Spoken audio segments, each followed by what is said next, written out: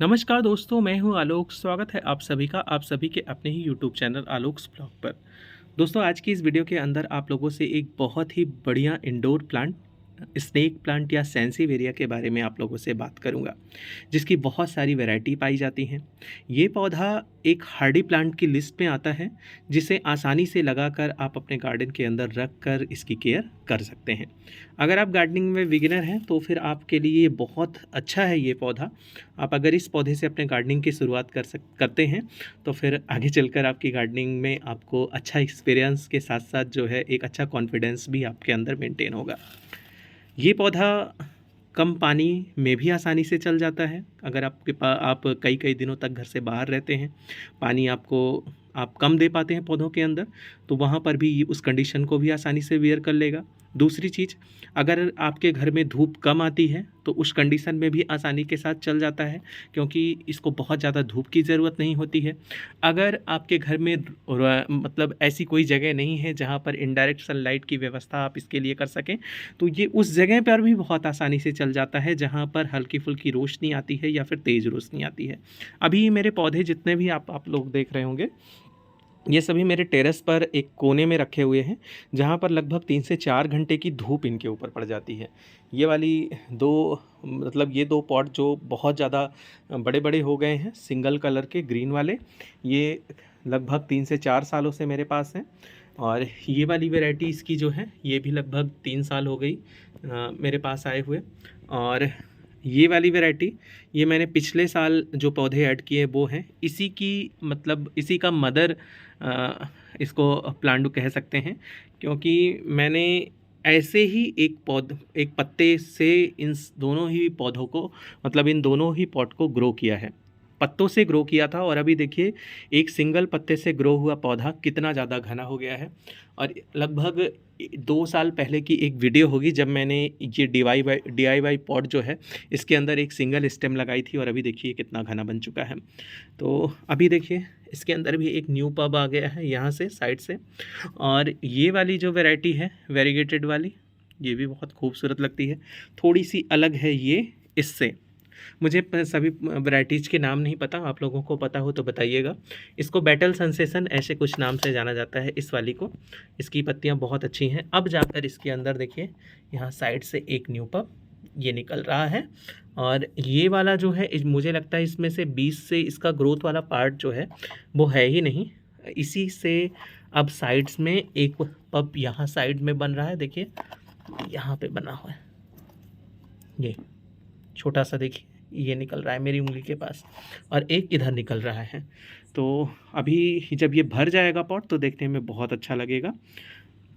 बात अगर इस पौधे के केयर के बारे में करी जाए तो मैंने आप लोगों को पहले ही बता दिया, कम रोशनी की रिक्वायरमेंट रखता है और ज़्यादा रोशनी में भी आसानी से चल जाता है।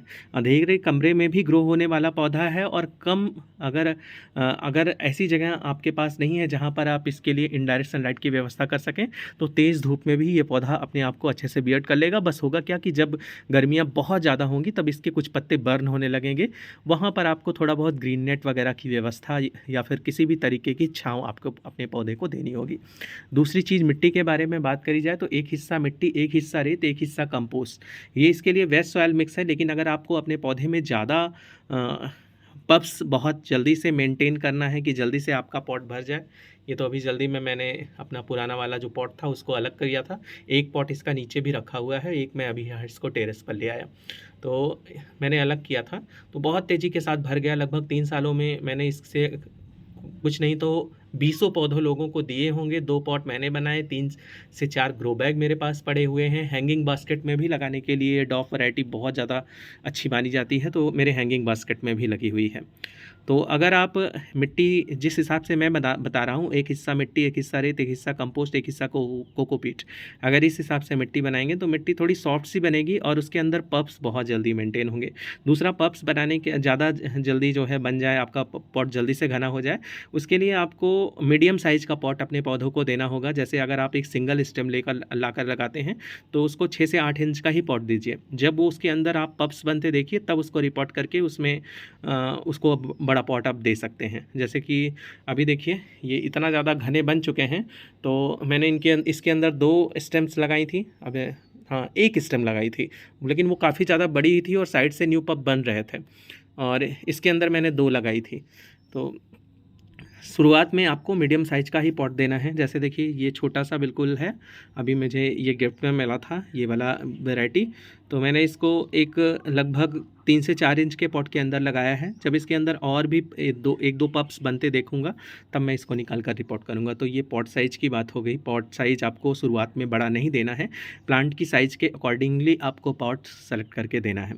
बात अगर करी जाए आपके इस पौधे के लिए फर्टिलाइज़र रिक्वायरमेंट की, तो सबसे कम फर्टिलाइज़र रिक्वायरमेंट वाला पौधा माना जाता है।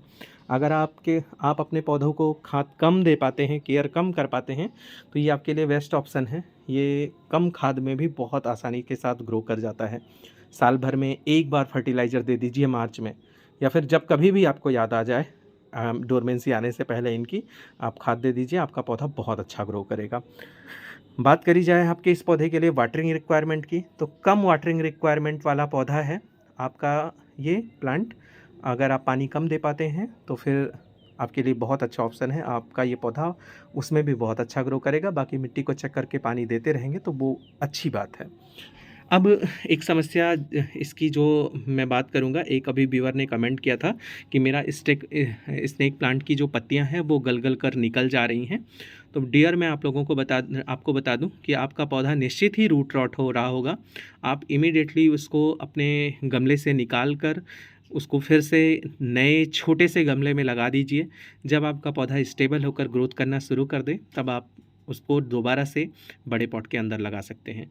पत्तियां गल कर गिरने का रीज़न ही यही होता है। और दूसरी चीज़, पत्तियां गलने का एक रीज़न ये होता है कि हमारा पॉट जो है बहुत ज़्यादा घना हो जाता है, और उसके अंदर जब हम पानी देते हैं तो चूँकि देखिए डॉफ वाली वैरायटी का शेप कैसे है, तो मॉइस्चर रुकने लगता है। जब मॉइस्चर रुकता है तो फंगस पनपता है, तो फंगस की वजह से भी पत्तियां गल सकती हैं। तो अगर सारे पप्स नहीं ख़राब हो रहे हैं, अगर आपको पप्स हेल्दी कंडीशन में नज़र आ रहे हैं, पौधा हेल्दी कंडीशन में नज़र आ रहा है, फिर भी पत्ते कहीं कहीं से गल रहे हैं, तो साइड से वो पत्ते निकाल दीजिए जो इफ़ेक्टेड हैं। बाकी कंडीशन वहाँ पे मैक्सिमम रूट रॉट की ही बनती है। तो ये है इस पौधे की केयर टिप्स। मेरे पास 3 से 4 वैरायटी हैं। अभी मैं और पौधे ऐड भी नहीं करना चाहता, लेकिन देखते हैं क्या होता है। इस वीडियो को यहीं पर एंड करते हैं। मिलते हैं आप लोगों से किसी नई वीडियो में। तब तक के लिए bye bye and take care.